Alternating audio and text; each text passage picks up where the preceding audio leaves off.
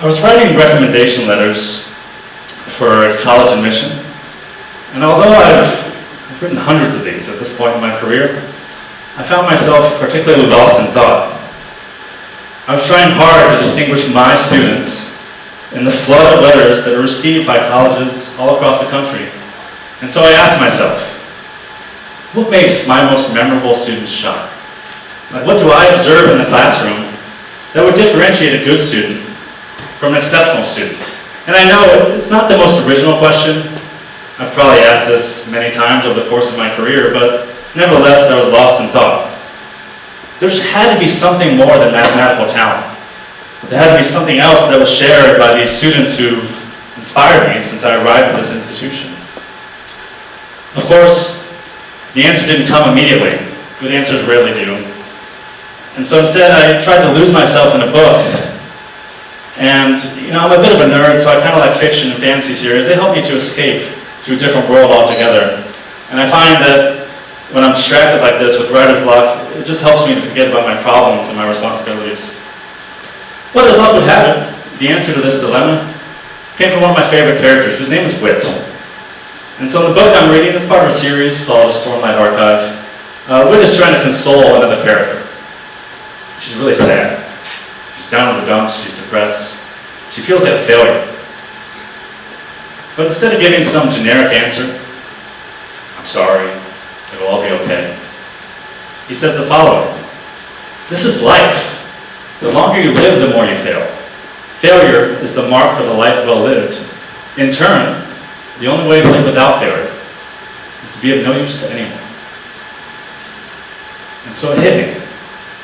In a school filled with perfectionists, my most memorable students, they don't know the answer to every question. The students I'm thinking of, they all share one common trait. They aren't afraid of failure. In our current education system, it's just natural for students to obsess about failure. If I do this incorrectly, how will my grade be impacted? And if my grade suffers, how will I ever get into the college of my dreams? And if I don't get into that college, how will I ever be the person that I want to become, that my family and my friends are expecting me to become? This pressure of society, of expectation, it weighs us down and can paralyze us in the classroom. But this paralysis, it just doesn't make any sense. It's nonsensical. This is life. Failure should be expected. I'm not breaking any news to say you're going to be wrong at some point in your life. You're going to say something silly in front of your math teacher and feel embarrassed for a little bit. That's okay. These tiny failures, they don't define you. They don't make you who you are. We'll all forget about them. I know I will. But they do allow you a time and a space to grow. So today I want to talk to you about a term in education called intellectual risk-taking. It encompasses the student's willingness to be uncomfortable in the classroom. More formally, it describes academic behaviors such as asking questions, sharing thoughts and opinions, or attempting challenging problems without fear of failure or judgment. If I was forced to answer my own question, I would say that this is a significant indicator of student potential. My most memorable students did not get A's in my classes, not all of them. But they did grow as problem solvers and as critical thinkers.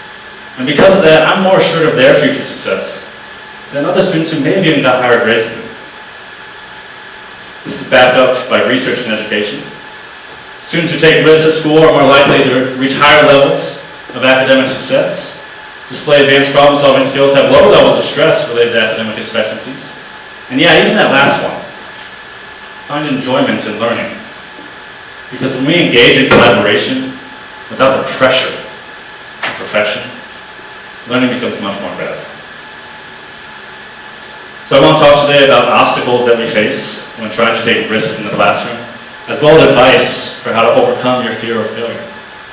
And I know sometimes maybe it's hard to believe a teacher who's farther removed from your life as a student. So I've enlisted alumni from the Illinois Mathematics and Science Academy, where we are right now. These alumni have sat in the very same chairs as you, some of them very recently. And I think they'll be a good perspective for us tonight. So the biggest obstacle when we want to take risks is just being wrong, of course. And so when asked, what prevented you from taking risks, our alumni responded. Didn't want the challenge of peers who I thought were better than me. I felt like if I asked questions, I'd be viewed as not smart enough to be there. Fear of sounding incompetent or revealing how little I know. I think many of us in this room can relate to these feelings. At some point, the imposter syndrome sets in, and we feel like we could be exposed as a fraud at any moment. But these feelings, they're our biggest obstacle. So let me say this one more time, confidently and plainly. The best students make mistakes all the time, every single day. Even those students. I think you're thinking about someone in your head who seems perfect. It seems like they know the answer to every question. They never have an off day. But as a teacher, I can promise you, they do. They say something incorrect. They might try a method that doesn't work. And yet still, no one seems to notice. It's like we don't acknowledge it. We kind of don't remember. But for those of us who feel weighed down by these thoughts, we're succumbed to imposter syndrome. Well, if we make a mistake, we must be the stupidest person on the planet. We definitely don't belong here with all the smart people. So how do we push past these negative thoughts? The first thing we have to do is convince ourselves that we're not the only one in this room. There's a lot of questions, and sometimes very few answers. As one alumni put it, the more honest you are with yourself and with each other, the more you'll realize you're not alone in the issues you're going through. And it's easier to work together towards a common goal. We all want to learn. You admitting you're confused is a sign you want to know more, not a sign that you're not good enough. I love that last line. You admitting you're confused is a sign you want to know more, not a sign that you're not good enough. Being vulnerable with your thoughts just allows you an opportunity to improve. Another alumni put it, do not be afraid of asking questions. The key to your growth is not your understanding today, but you're struggling today to understand tomorrow. Failure and setbacks, these should be expected. This is life. It doesn't mean that you don't belong. And before I can further argue why you should embrace failure and take risks, let's just get the other obstacle out of the way. This was an answer to the previous question. Time and grades, they always seem to get in the way, don't they?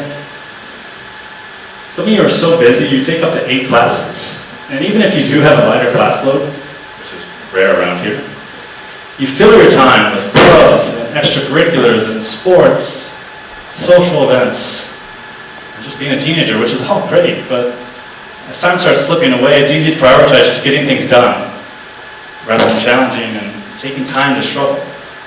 Grades are always an issue. All of your work and effort for an entire semester is boiled down to a single letter, just so colleges can quickly get an idea of how successful you are, so to speak. I don't want to get sidetracked by a talk about grading and evaluation, and in general, I'm not going to spend time today trying to persuade you to care less about your college transcripts. Instead, what I want to focus on is how we can take intellectual risks without sacrificing our personal goals. To me, this all boils down to building habits.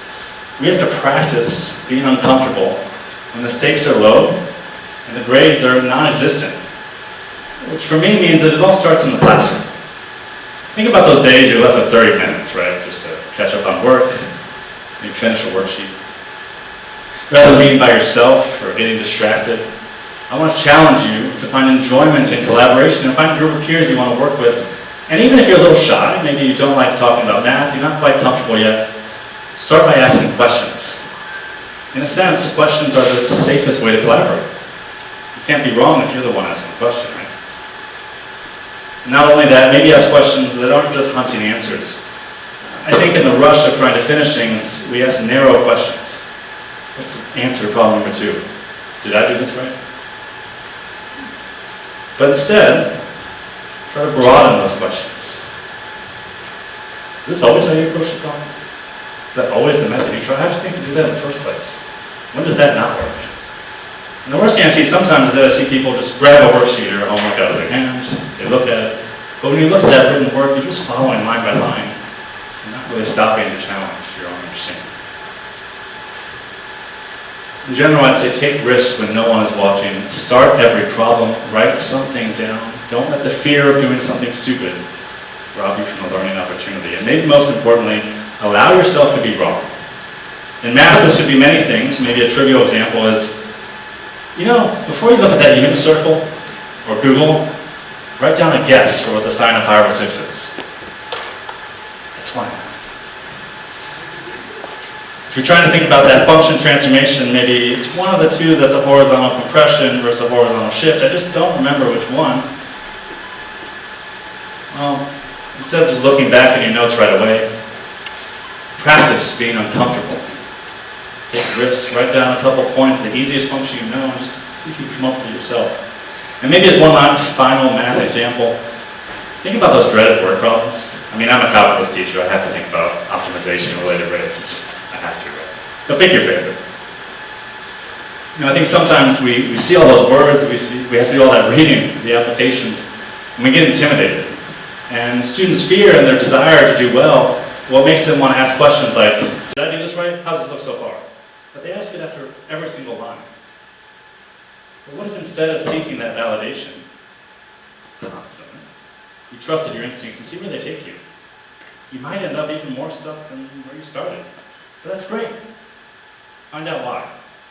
And when you do find out why, it might be a more valuable lesson than if you just found the answer the first time. Asking questions, even to yourself, is a sign that you want to know more, not a sign that you're not good.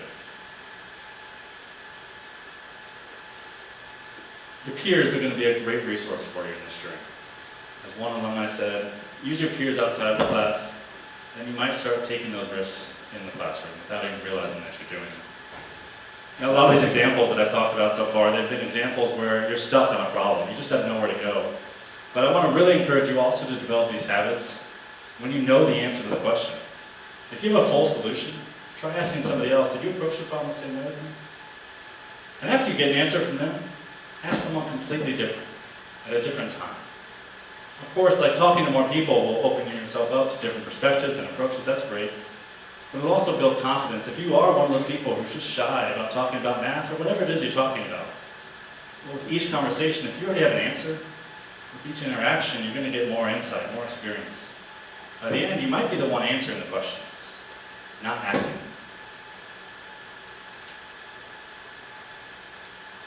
It can be hard sometimes to be vulnerable with your thoughts.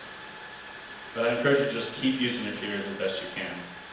And when you are working with people, try not to just celebrate their success and notice when they do something cool, but acknowledge their failure. Not publicly. Definitely don't call out your friends and say make errors, one by one. But notice when someone you admire fails a little bit, struggles, and watch how they weave their way through a problem and still make incremental progress towards a goal.